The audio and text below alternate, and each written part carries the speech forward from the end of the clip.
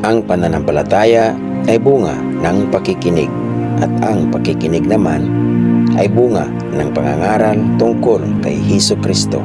Ika-6 na kabanata ng Juan, ang pagpapakain sa 5,000. Pagkatapos nito, tumawid si Jesus sa ibayo ng lawa ng Galilea na tinatawag ding lawa ng Tiberias.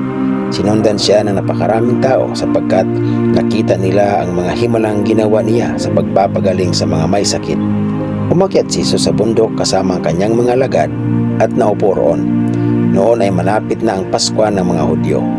Tumanaw si Jesus at nang makita niyang dumarating ang napakaraming tao, tinanong niya si Felipe, "Saan kaya tayo makakabili ng tinapay upang makakain ang mga taong ito?"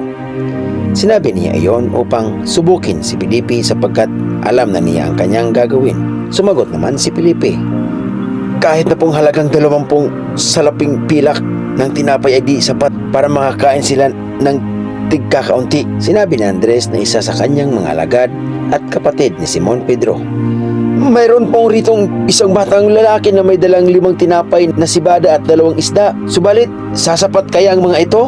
Paupuin ninyo ang mga tao." Sabi ni Jesus. Madamo sa lugar na iyon, naupo nga ang mga tao. Sa kanila'y may humigit kumulang na 5,000 ang mga lalaki.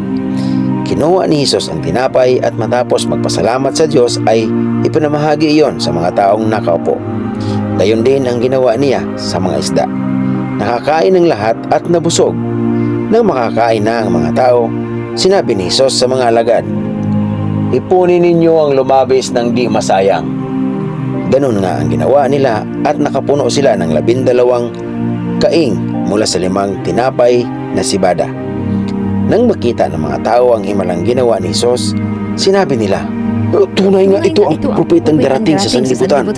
Napansin ni Jesus na lalapitan siya ng mga tao at pipilitin siyang gawing hari, kaya't umalis siyang muli at mag-isang umakyat sa bundok. Nang magtatakip silim na, ang mga alagad ay pumunta sa tabi ng lawa. Sumakay sila sa bangka at naglayag papuntang Capernaum. Madilim na'y wala pa si Jesus. Lumakas ang hangin at lumaki ang alon. Nang makasagwa na sila ng may 5 o 6 na kilometro, nakita nila si Jesus na lumalakad sa ibabaw ng tubig papalapit sa bangka. At sila'y natakot. Ngunit sinabi ni Jesus sa kanila, "Huwag kayong matakot! Ako ito!" Tuwang-tuwa nilang pinasakay si Jesus at kaagad na nakarating ang bangka sa kanilang pupuntahan. Kinabukasan, nakita ng mga taong naiwan sa dalampasigan na iisa lamang ang bangkang naroon. Nalaman nilang si Jesus ay hindi kasama ng mga alagad nang ang mga ito'y sumakay sa bangka dahil ang mga ito lamang ang umalis. Dumating naman ang ilang bangkang galing sa Tiberias at dumaong sa lugar na malapit sa kinainan nila ng tinapay matapos magpasalamat ang Panginoon. Kaya't nang makita nilang wala roon si Jesus at ang kanyang mga alagad, sila'y sumakay sa mga bangka at pumunta sa Capernaum upang hanapin si Jesus. Nang makita nila si Jesus sa ibayo ng lawa, siya'y tinanong nila, "Guro, kailan kayo rito?" Sumagot si Jesus, "Totoo ngang sinasabi kong ito. Hinahanap ninyo ako hindi dahil sa mga himalang nakita ninyo, kundi dahil nakakain kayo ng tinapay at nabusog. Huwag ang pagkaing nasisira ang inyong pagsikapang kamtan, kundi ang pagkaing hindi nasisira na nagbibigay ng buhay na walang hanggan. Iyan ang ibibigay sa inyo ng Anak ng Tao sapagkat ipinakita ng Diyos Ama na siya ang may ganitong karapatan." Kaya't siya'y tinanong nila, "Ano pong dapat namin gawin upang aming matupad ang ipinapagawa ng Diyos?" "Ito ang ipinapagawa sa inyo ng Diyos. Sumampalataya kayo sa sinugo niya." Tugon ni Jesus, Ano pong himalang maipapakita ninyo upang sumampalataya kami sa inyo? Ano po ang inyong gagawin?" "Ang aming mga ninuno ay kumain ng mana sa ilang ayon sa nasusulat.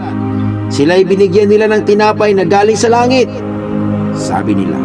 Sumagot si Jesus, "Makatandaan ninyo, hindi si Moises ang nagbigay sa inyo ng tinapay na galing sa langit.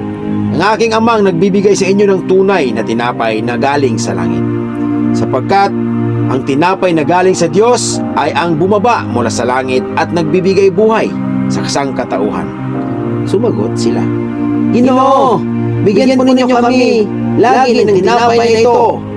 Sinabi ni Jesus, ako ang tinapay ng buhay.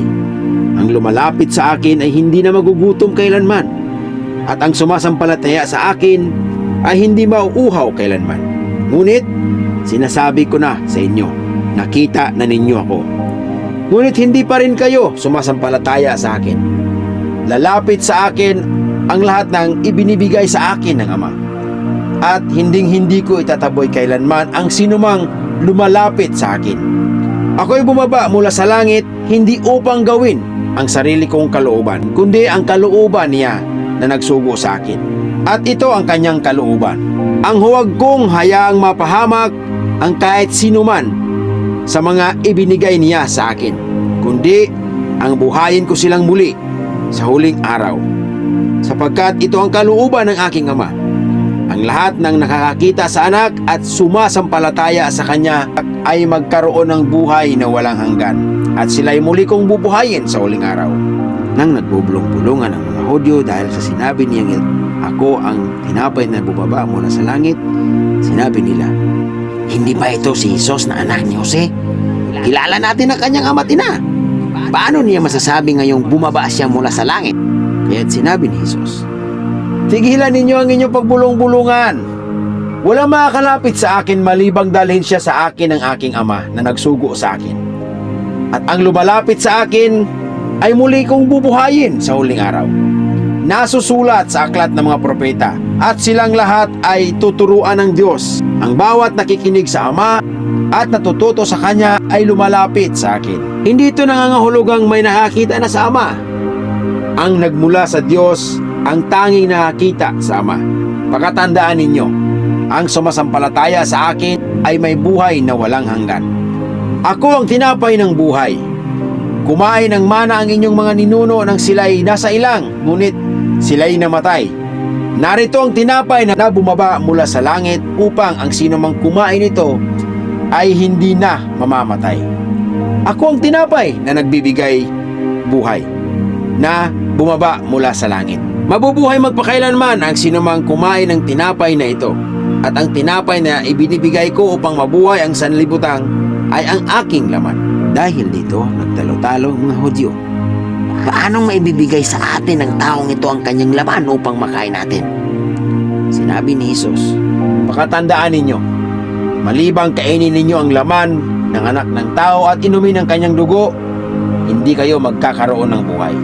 Ang kumakain ng aking laman at umiinom ng aking dugo ay mabubuhay na walang hanggan, at muli ko siyang bubuhayin sa huling araw, sapagkat ang aking laman ay tunay na pagkain, at ang aking dugo ay tunay na inumin. Ang kumakain ng aking laman at umiinom ng aking dugo ay mananatili sa akin, at ako naman sa kanya. Isinugo ako ng buhay na Ama, at ako'y nabubuhay dahil sa kanya. Gayon din naman, ang sino mang kumakain sa akin ay mabubuhay dahil sa akin. Ito ang tinapay na bumaba mula sa langit. Hindi ito katulad ng kinain ng inyong mga ninuno sa ilang. Namatay sila kahit na kumain iyon. Ang kumakain ng tinapay na ito ay mabubuhay magpakailanman. Sinabi ito ni Jesus sa sinagoga habang siya nagtuturo sa Capernaum. Narinig ito ng kanyang mga alagad, at marami sa kanila ang nagsabi, mabigat na pananalita ito. Sino ang makakatanggap nito? Kahit walang nagsasabi kay Jesus, alam niya na nagbubulong-bulungan ang kanyang mga alagad tungkol dito. Kaya't sinabi niya, dahil ba rito'y tatalikuran na ninyo ako? Gaano pa kaya kung makita ninyong umaakyat ang anak ng tao papunta sa dati niyang kinaroroonan? Ang Espiritu ang nagbibigay buhay. Hindi ito magagawa ng laman. Ang mga salitang sinasabi ko sa inyo ay Espiritu, at ito ang nagbibigay buhay. Ngunit, mailan sa inyong hindi sumasampalataya. Alam na ni Jesus, buhat pa ng una, kung sino-sino ang hindi mananalig sa Kanya at kung sino ang magkakanulo sa Kanya. Dinugtong pa niya, yan ang dahilan kaya ko sinabi sa inyo na walang makakalapit sa akin malibang ito'y luubin ng Ama. Mula nooy, marami na sa kanyang mga alagad ang mga tumalikod at hindi na sumama sa kanya. Tinanong ni Jesus ang 12, at kayo, gusto rin ba ninyong umalis? Sumagot si Simon Pedro, Panginoon, kanino pa po kami pupunta? nasa inyo ang mga salitang nagbibigay ng buhay na walang hanggan. Naniniwala kami at natitiyak namin na kayo nga ang banal na mula sa Diyos. Sumagot si Jesus, Hindi ba't ako ang humirang sa inyong 12 at isa sa inyo ay Diablo? ang tinutukoy niya si Judas na anak ni Simon Iscariote sapagkat siya na kabilang sa 12 ay magkakanulo sa kanya.